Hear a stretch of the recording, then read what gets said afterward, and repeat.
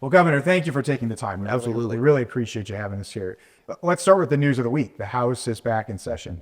Were you involved in encouraging or directing any of the DFL boycott efforts in the House? Well, it wasn't a boycott effort. It was a commitment to make sure that the will of the voters was heard. What we knew is we were going to get exactly where we ended up yesterday, which is a power sharing agreement. We have a tie in the House, and we just needed to work that out.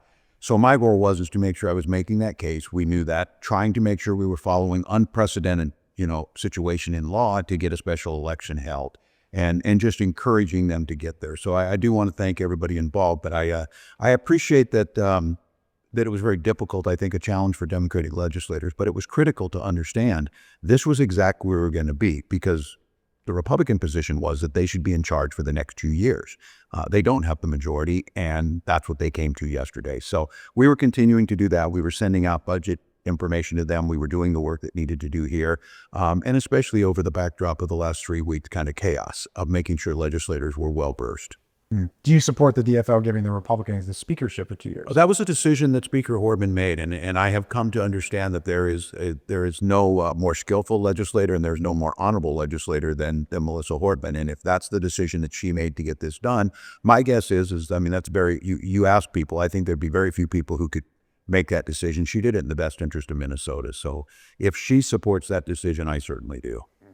Obviously, now you've got to get a budget done. You all got to work together to get past this. One of the key features of your proposal is the changes around sales tax. Do you think you can get that through the legislature? Well, we'll see. I think it's a valid discussion. Many governors before, Republican, Democrats, Independents, have talked about this. The basic issue is just changing in behavior of people that have moved more towards some of these services like estate planning, those types of things. And those are untaxed, while things that the vast majority of Minnesotans use are taxed. So this proposal lowers that tax rate, meaning, 75 to 80% of Minnesotans will actually see a decrease, but some of those services will expand the base. And the thing about the sales tax is it's the most consistent and dependable of the tax rates, that people know exactly what it is. And I would make the case that by expanding it to all the services as well as goods, it makes it fair, because right now it's a bit regressive, meaning if you're the richest person in Minnesota, you pay the exact same rate as the poorest person in Minnesota.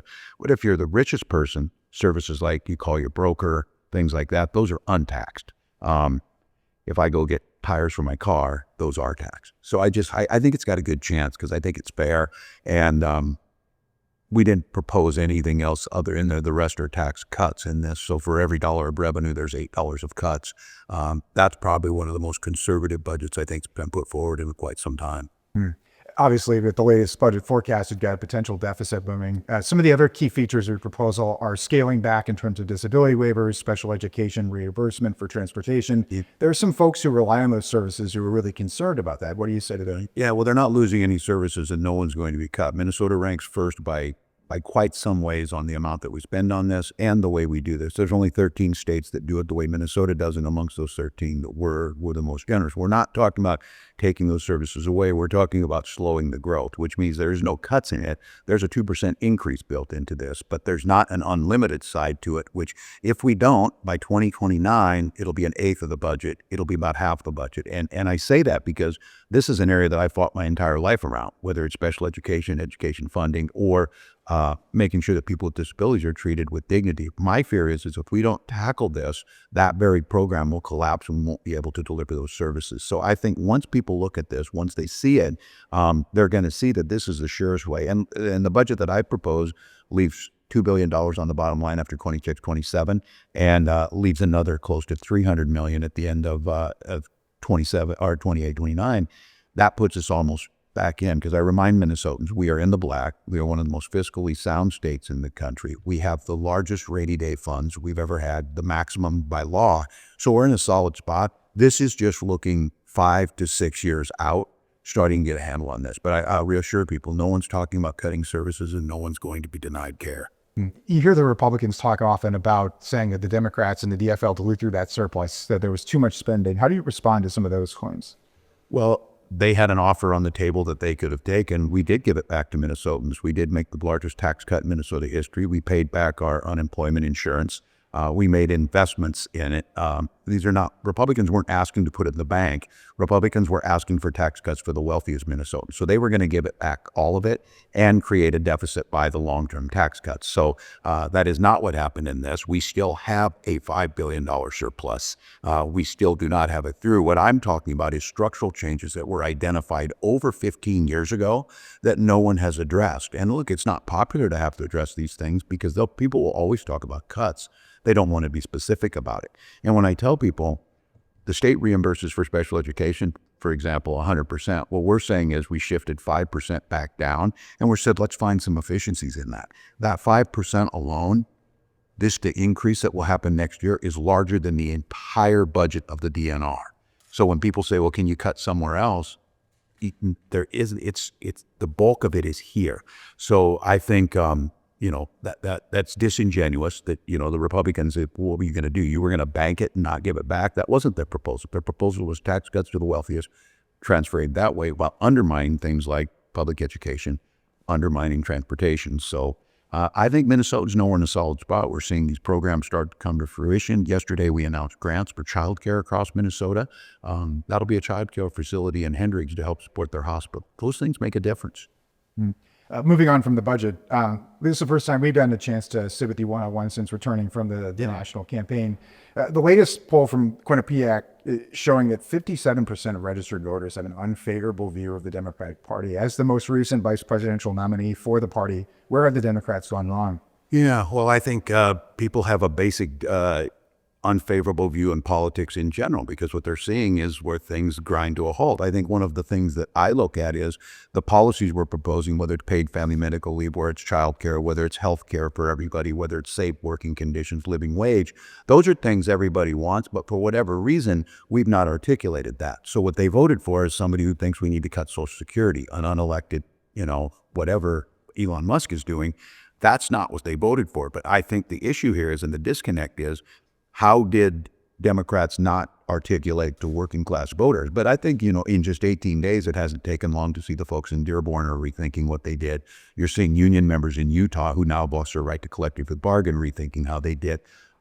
I think that gives us an opportunity to articulate, why are you for the working class? What are you doing for the working class? And because that's always where our party's been grounded. So I think we've got work to do to get out there. I think we have to understand this new media environment. Because my guess is that many people didn't hear it. Because if they heard me speaking, they shouldn't be surprised by anything that's happening, because I talked about it every single day for 90 days, what Project 2025 is going to do. But they didn't hear that. And so I think that's where part of this falls. So obviously, it was just 3 months ago you had a chance to do that. Where do you think the campaign went wrong in not reaching this? We didn't win. That's where we went wrong. I don't know. That'll be for people other than, me to see. It was 90 days. There's never been a campaign that short. I think Vice President Harris did a great job talking about an opportunity economy for all. She talked about expanding things like Medicare for home care, things that people really care about. And people are hearing the distraction things. I understand today Donald Trump's trying to get rid of, wants to do something on plastic straws, that we all need to use plastic straws. So that's nonsense. Those are things that isn't what people were telling us about. Eggs are still expensive. Prices are going up. Gas is going up. We're in trade war with our neighbors. I just think we're going to have to understand, what does that look like? Where are people getting their information? Where are people who are surprised by this stuff now? Why weren't they hearing that? And I think that's a broader question of what this media environment looks like. But I'm not going to turn away from these policies, because look, and I will tell the people down there, if they want to try and repeal paid family and medical leave, which the Republicans said they want to do, that polls at 80% in Minnesota. Getting guns out of our schools, that polls at 90%, background checks and things. So I think Democrats just have to figure out, our policies are there. They're making a difference. We got to make sure people hear it. In hindsight, do you feel you were prepared for the national scrutiny of the campaign? Oh, as much as you can. I don't know if anybody anticipates the Iranian government, hacking and the Russian government making fake videos about you. Yeah, and I think I'm proud of it. I certainly am proud, because I got to tell Minnesota's story, and no matter where I went, people wanted to hear that story. I like to do the things that Minnesota's doing, but I don't know, in this media environment, fact checking, if it's apples to apples, like when you're getting a swift boat attack by people who never served a day in the military, and somehow my 24 years wasn't enough for them. I don't know if you're ever ready for that, but I'm certainly proud of the campaign we ran. I'm certainly proud of the approach we took to it, and certainly disappointed that we didn't win, because what I was most disappointed about is what we're seeing now in this chaos is what I knew would come. Do you have aspirations to run for national office again? Oh, I'm content here to do my job here. And I said if that was more of a calling, if get asked, I said I would try and serve. I think Minnesota's doing well. I think you're going to see us bipartisanly come up with a good budget.